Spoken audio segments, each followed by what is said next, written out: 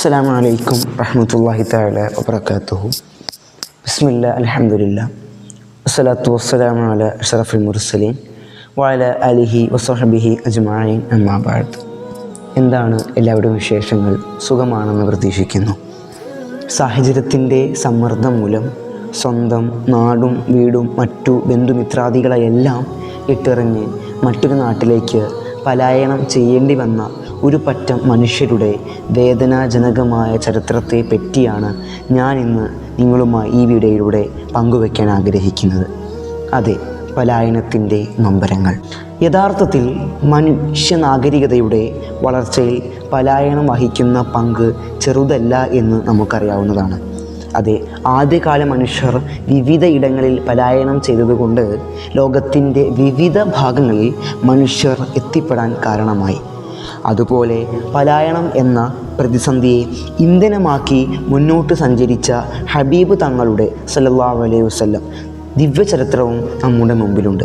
ഈ പശ്ചാത്തലത്തിൽ നിന്നുകൊണ്ട് തന്നെ നമ്മളെല്ലാവരും പലായനത്തിൻ്റെ മറ്റൊരു ഇരുണ്ട മുഖത്തെ ആഴത്തിൽ പഠിക്കേണ്ടതുണ്ട്. അതിൻ്റെ ഭാഗമായി ചരിത്രത്തിൽ ഇന്നും ഉണങ്ങപ്പെടാത്ത മുറിവുകളായി നിലകൊള്ളുന്ന ചില പലായനത്തെ വളരെ ആഴത്തിൽ ഈ വീഡിയോയിലൂടെ നിങ്ങളിലേക്ക് എത്തിക്കാൻ ഞാൻ ആഗ്രഹിക്കുന്നു. ഇൻഷാ അല്ലാഹ്. അപ്പോൾ നമുക്ക് വീഡിയോയിലോട്ട് കടക്കാം. ആദ്യമായി നമുക്ക് ഫലസ്തീൻ പലായനത്തെക്കുറിച്ച് നോക്കാം. 1948 ഇസ്രായേൽ രൂപീകരണത്തോടെ ലക്ഷക്കണക്കിന് ഫലസ്തീൻ ജനങ്ങൾ സ്വന്തം വീടും നാടും വിട്ട് അന്യനാട്ടുകളിലേക്ക് കുടിയേറേണ്ടി വന്നിട്ടുണ്ട്. ഫലസ്തീൻ കുടുംബങ്ങൾ പല തലമുറകളായി അഭയാർത്ഥി ക്യാമ്പുകളിൽ കഴിയുന്നുണ്ട്. ഫലസ്തീൻ പലായനം ഇന്നും ലോകത്തിലെ ഏറ്റവും ദൈർഘ്യമേറിയ പലായനങ്ങളിൽ ഒന്നായി കണക്കാക്കപ്പെടുന്നു. 1948 മുതൽ ഫലസ്തീൻ ജനതയെ ബാധിച്ച് നിരവധി യുദ്ധങ്ങളും സംഘർഷങ്ങളും നടന്നിട്ടുണ്ട്. 2023 സംഭവിച്ച വലിയ സംഘർഷം ഇതിൻ്റെ ഭാഗമാണ്. ഏതാനും ആഴ്ചകൾക്ക് മുമ്പാണ് അതിന് അറുതി വന്നതെന്ന് നമ്മൾക്ക് എല്ലാവർക്കും അറിയാം. ഇതിൻ്റെ ഭാഗമായി ഏതാനും മാസങ്ങൾക്ക് മുമ്പ് തന്നെ ഫലസ്തീനിലെ ഒരുപാട് ജനങ്ങൾ ഈ സംഘർഷത്തിൻ്റെ ഭാഗമായി മറ്റു നാടുകളിലേക്ക് പലായനം ചെയ്തു എന്ന് നമ്മൾ വാർത്തകൾ വായിച്ചിട്ടുണ്ടല്ലോ. അതുകൊണ്ട് ഫലസ്തീനിൽ ഇന്നും ഈ ഒരു ഇസ്രായേൽ രൂപീകരണത്തിൻ്റെ ഭാഗമായി ഒരുപാട് ജനങ്ങൾ എന്ത് ചെയ്യുന്നുണ്ട്? പലായനം ചെയ്യുന്നുണ്ട്. നമ്മൾ ആദ്യമായി മനസ്സിലാക്കി വെക്കുക. അതുകൊണ്ട് ലോകത്തിൻ്റെ വിവിധ ഭാഗങ്ങളിൽ ഇന്നും ഫലസ്തീൻ പലായനത്തെ വളരെ വിപുലമായി വായിക്കപ്പെടുന്നുണ്ട്. അപ്പോൾ നമുക്ക് ഏകദേശം ഈ ഫലസ്തീൻ പലായനത്തെ പറ്റി ഒരു ഉൾക്കാഴ്ച കിട്ടിയെന്ന് ഞാൻ പ്രതീക്ഷിക്കുന്നു. അടുത്തത് നമുക്ക് ഇന്ത്യ പാകിസ്ഥാൻ വിഭജന കാലത്തുണ്ടായ പലായനത്തെ പറ്റി നോക്കാം. 1947 ഇന്ത്യക്ക് ബ്രിട്ടീഷിൽ നിന്ന് സ്വാതന്ത്ര്യം ലഭിച്ചപ്പോൾ ഇന്ത്യയിൽ അനേക മതസ്ഥർ വസിച്ചിരുന്നു.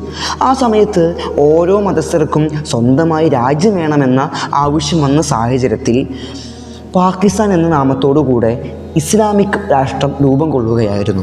ഏകദേശം 100 ലക്ഷം ആളുകൾ ഇന്ത്യയിൽ നിന്ന് പാകിസ്ഥാനിലേക്ക് കുടിയേറാൻ തുടങ്ങി. ഈ പലായനത്തിൽ ലക്ഷക്കണക്കിന് മനുഷ്യർ വീടും നാടും വിട്ട് അഭയാർത്ഥികളായി മാറേണ്ടി വന്നിട്ടുണ്ട്. യാത്ര ട്രെയിൻ മാർഗവും റോഡ് മാർഗവും സ്വീകരിച്ചതുകൊണ്ട് തന്നെ ഭക്ഷണവും വെള്ളവും ലഭിക്കാതെ ഒരുപാട് പേർ കൊല്ലപ്പെട്ടു. യഥാർത്ഥത്തിൽ വിഭജന കാലത്തെ പലായനം വെറും ചരിത്രം മാത്രമല്ല, മറിച്ച് ചരിത്രത്തിൽ വലിയൊരു ഇടം നേടിയ പലായനത്തിൻ്റെ നൊമ്പര കഥയാണ്. മനുഷ്യാവകാശവും സഹിഷ്ണുതയും പഠിക്കേണ്ട വലിയ പാഠവും. ഇത് കഴിഞ്ഞ് നമ്മൾ അടുത്ത് ചർച്ച ചെയ്യാൻ വേണ്ടി പോകുന്നത് സിറിയൻ ആഭ്യന്തര യുദ്ധകാലത്തുണ്ടായ പലായനത്തെ പറ്റിയാണ്. അതെ, 2011 അറബ് രാജ്യങ്ങളിൽ പടർന്ന അറബ് സ്പ്രൈ വിപ്ലവങ്ങളുടെ ഭാഗമായി സിറിയയിലും ജനങ്ങൾ തെരുവിലിറങ്ങി.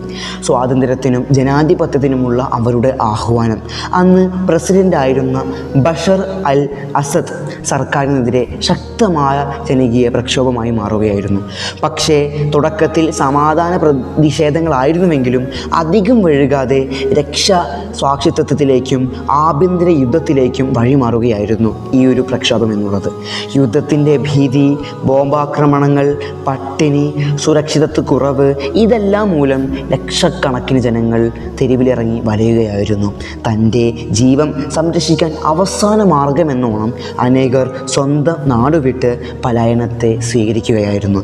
ആയിരങ്ങൾ തുർക്കി, ലെബനൻ, ജോർദാൻ, യൂറോപ്പ് തുടങ്ങിയ രാജ്യങ്ങളിലേക്ക് അഭയം തേടി.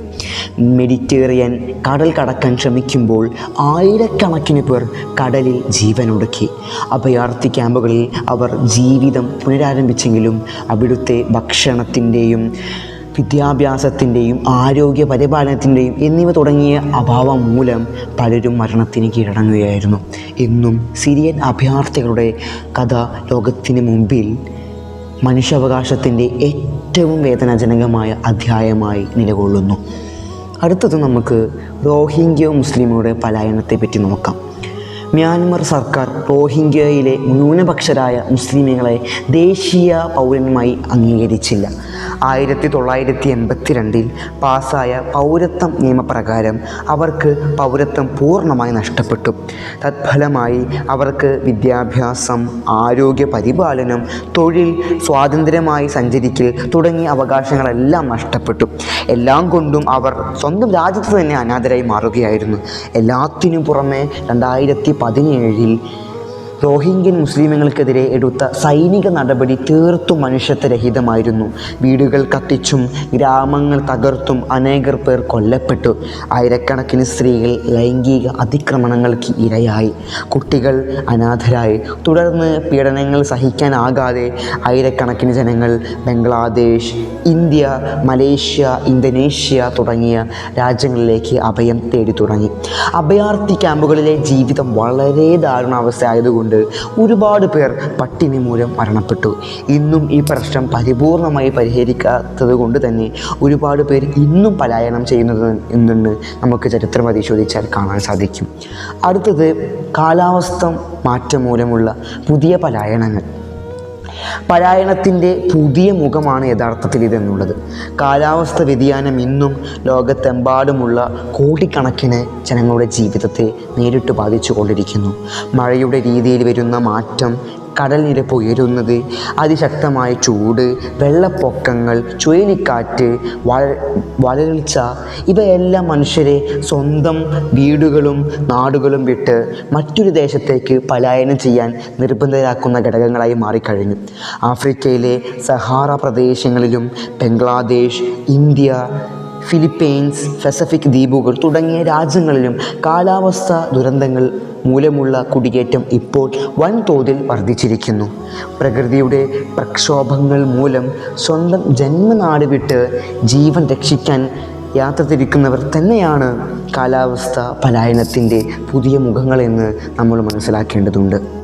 ഞാനിന്നിവിടെ ചർച്ച ചെയ്ത ഓരോ പലായന ചരിത്രവും നമ്മെ ഓർമ്മപ്പെടുത്തുന്നതും പഠിപ്പിക്കുന്നതും ആയ ഒരുപാട് പാഠങ്ങളുണ്ട്. ഇവിടെ ചർച്ച ചെയ്യാൻ സാധിക്കാത്തതും ആയ ഒരുപാട് എണ്ണമുണ്ട്. പല സാഹചര്യങ്ങൾ കൊണ്ടും സ്വന്തം ജന്മനാട് വിടേണ്ടി വരുന്ന മനുഷ്യരുടെ വേദനയാണ് ഇതിലെല്ലാം പ്രകടമാകുന്നത്. എന്തുകൊണ്ടും പലായനത്തിൻ്റെ നൊമ്പരങ്ങൾ എന്ന ശീർഷകത്തോട് ഇത് യോജിക്കുന്നുണ്ടെന്ന് ഞാൻ കരുതുന്നു. ഇൻഷാ അള്ളാഹ് എല്ലാവർക്കും അള്ളാഹു തആല ബറക്കത്ത് നൽകുമാറാകട്ടെ. ആമീൻ എന്ന് ആത്മാർത്ഥമായി ദുആ ചെയ്തുകൊണ്ട് എൻ്റെ വാക്കുകൾ ഞാൻ ഉപസംഹരിക്കുന്നു. വ ആഖിറു ദഅ്വാനാ അൽഹംദുലില്ലാഹി റബ്ബിൽ ആലമീൻ. അസ്സലാമു അലൈക്കും റഹ്മത്തുള്ളാഹി തആല വബറകാതുഹു.